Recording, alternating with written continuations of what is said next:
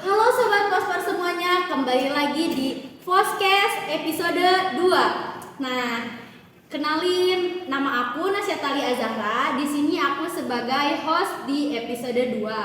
Nah, di sini aku gak sendirian loh. Aku juga sama co-host aku. Kita panggilin aja ya langsung co-host kita. Sini masuk.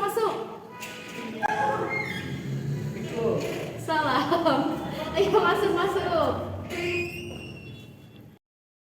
Nah, di sini aku udah sama co-host aku nih. Ayo Kang Idris, kenalin dulu namanya. Gimana nama saya Idris?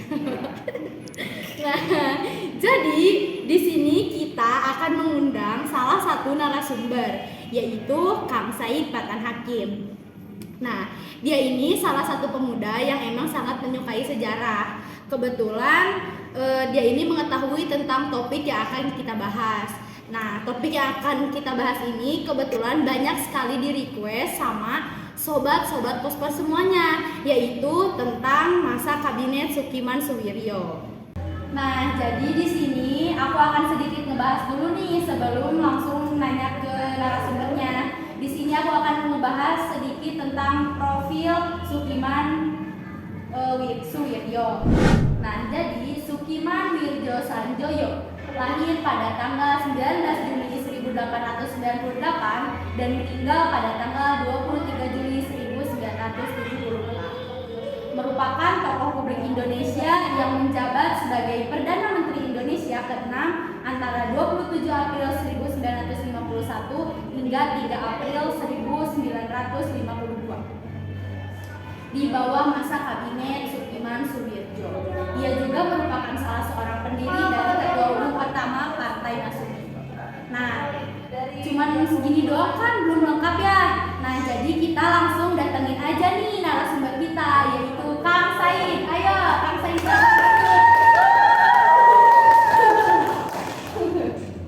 Nah, Kang Said, halo, selamat datang Kang Said di Podcast.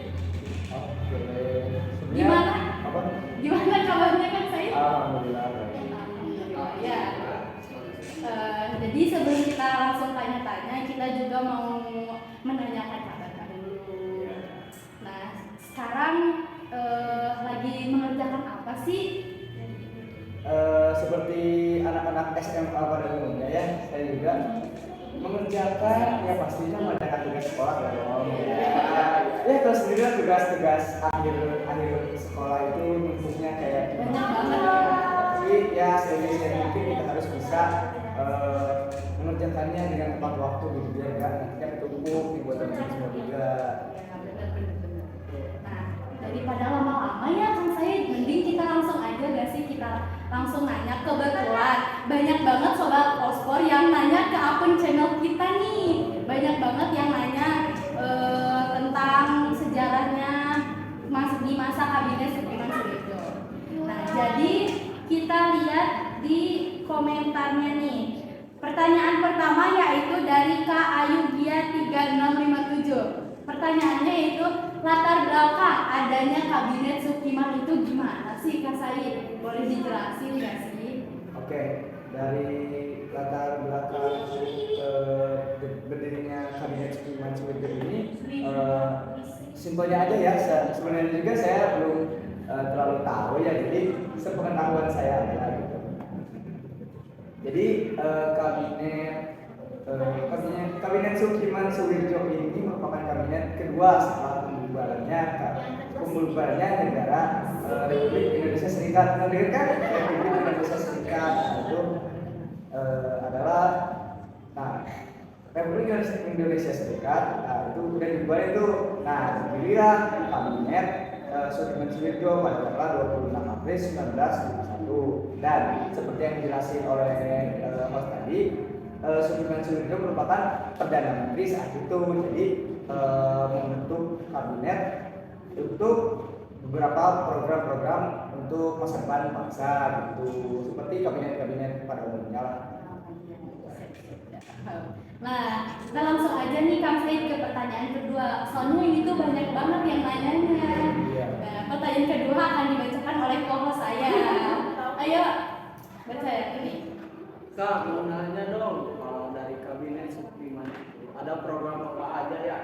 Kebetulan yang nanyanya itu dari Kak Reina Ginta 4310 ya Kak?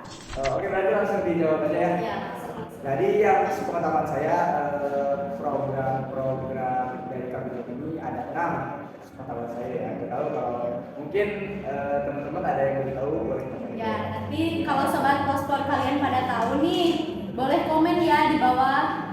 Oke, langsung aja. Program Kabinet Sudirman Sudiojo adalah yang pertama menjalankan tindakan-tindakan yang tegas sebagai negara hukum untuk menjamin keamanan dan ketentraman serta menyempurnakan organisasi alat-alat kekuasaan negara seperti mahkamah, terus DPR, MPR, kementerian-kementerian dan lain-lain. Lanjut, membuat dan melaksanakan rencana pemakmuran nasional atau permanen untuk meningkatkan kehidupan sosial dan perekonomian rakyat serta memperbarui hukum-hukum agraria sesuai dengan kepentingan petani. Nah, ini adalah salah satu keunggulan dari kabinet ini adalah karena waktu itu Indonesia masih mayoritasnya agraria atau sebagai petani, perkebunan dan juga nelayan gitu. Jadi pemerintah harus sangat memperhatikan pada profesi-profesi ini. Oke, lanjut, mempercepat usaha penempatan mantan pejuang dalam lapangan pembangunan. Jadi karena masa-masa itu adalah masa-masa pasca kemerdekaan, jadi kita harus istilahnya nge-treat kepada para pejuang kemerdekaan di Indonesia gitu. Terus selanjutnya menyelesaikan persiapan pemilihan umum untuk membentuk Dewan Konstitusi dan menyelenggarakan pemilihan umum dalam waktu yang singkat serta mempercepat terlaksananya otonomi daerah. Nah, waktu itu masih suasana pasca kemerdekaan ya. Jadi terpilihnya Insinyur Soekarno sebagai presiden pertama itu juga bukan merupakan pilihan dari rakyat Indonesia itu. Jadi seperti karena Indonesia sudah merdeka ya, jadi untuk pemilihan presiden, pemilihan kepala daerah harus dilakukan secara pemilu atau pemilihan umum. Nah, Kabinet Sudirman Sudiojo ini akan melaksanakan dan mempercepat proses pemilu tersebut agar terjadilah pemilu pertama kalinya di Indonesia itu.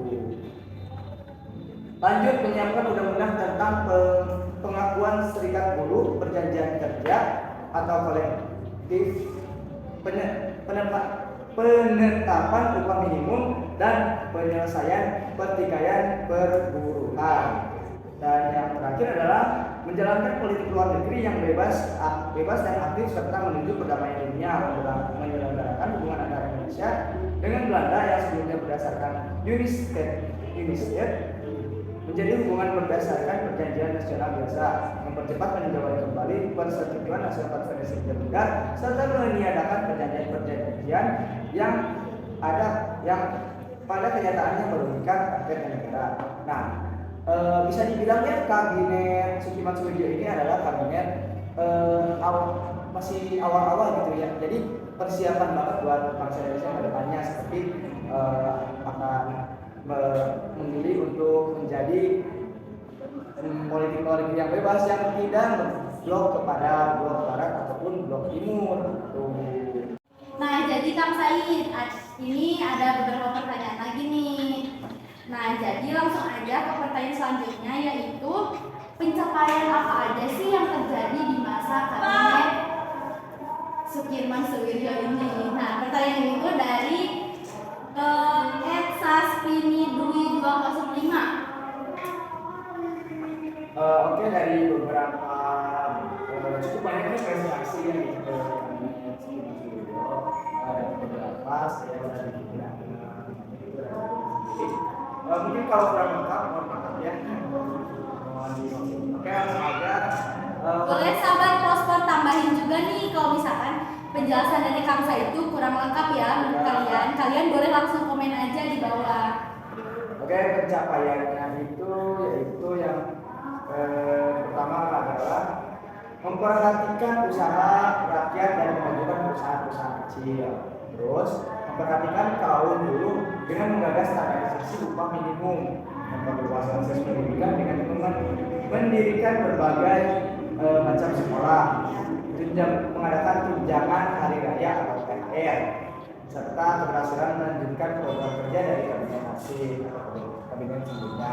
Nah, jadi beberapa adat-adat di negara yang kayak THR kayak gitu, terus UMR, upah minimum regional, itu tuh digagasnya salah satunya pada kabinet Supriman Suwirjo. Ya, jadi emang kabinet Supriman Suwirjo itu kayak ancang-ancang negara banget itu untuk membangun Indonesia pada masa depan gitu. Kayak kan di sini memperhatikan usaha-usaha kecil ya kan. Kalau usaha-usaha kecil juga kalau diperhatikan pemerintah bakal jadi usaha besar. Iya benar. Udah mungkin segitu presentasi yang saya ketahui. Ayo Kak Idris lanjut pertanyaan. Saya ada pertanyaan lagi nih dari Muhammad Fahri 201. Bagaimana terjadinya kegagalan pada masa kabinet Supriman Suwirjo? Gimana Pak Said? Ini Kak Said. Kegagalan. Oke, pastinya semua ada awal, pasti juga ada akhir ya. Kabinet Supriman Suwirjo ini kan udah cukup bagus ya dalam memperoleh. Cuma ada beberapa juga yang menjadi kontroversi bagi pemerintah dan juga rakyat pada masa itu. Nah, alasan jatuhnya kabinet Supriman Suwirjo itu adalah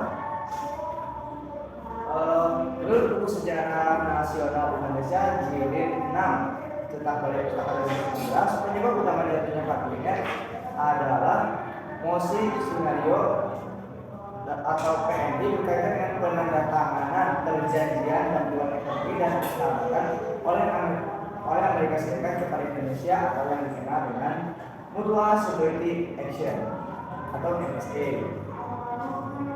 Nah, kejadian tersebut membuat banyak orang menafsirkan bahwa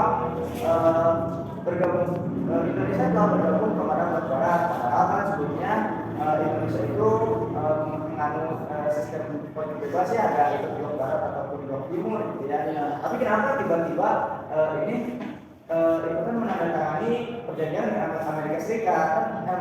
Amerika Serikat itu kan masuk pada Blok Barat ya. Jadi ini menimbulkan banyak pertanyaan dari pemerintah dan juga rakyat-rakyatnya gitu.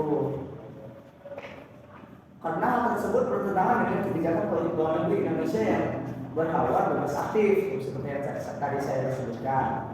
Pemerintah Supriman dinilai memihak Blok Barat dalam perang dingin yang pada saat itu sedang berlangsung. Posisi Sunario menurut supaya semua perjanjian internasional harus disahkan lewat parlemen. Mosi ini kemudian diikuti dengan adanya tuntutan PNI supaya kabinet mengembalikan mandat pemerintah kepada presiden. Akibat dari mosi ini, pemerintah luar negeri saat itu Ahmad Subaryo mengundurkan diri. Nah, jadi setelah mandat kepemimpinan diberikan kepada kabinet Supriman Suwirjo, langsung setelah tahu dengan adanya konflik ini atau kontroversi ini diminta dikembalikan kepada presiden. Itu alasan lainnya yaitu ketidakharmonisan hubungan kabinet dengan militer. Kabinet dinilai tidak cakap dalam menghadapi beberapa pemberontakan yang ada di tanah air, misalnya seperti pemberontakan di Jawa Barat, Jawa Tengah, dan Sulawesi Selatan. Akhirnya pada tanggal 20 Februari, Supriman memutuskan untuk mengembalikan mandatnya kepada presiden. Selain kontroversi tentang perjanjian bersama Amerika itu, ternyata kabinet Supriman itu kurang solid gitu sama militer saat itu gitu. Jadi otomatis kan ya militer itu TNI itu adalah instansi pertahanan negara yang penting. Nah, kalau sama kabinet pemerintahan aja nggak akur gitu gimana untuk menjalankan mandat kepemimpinan negara gitu. Jadi pada tanggal 23 Februari 1952 Supriman memutuskan untuk mengembalikan mandatnya kepada presiden gitu.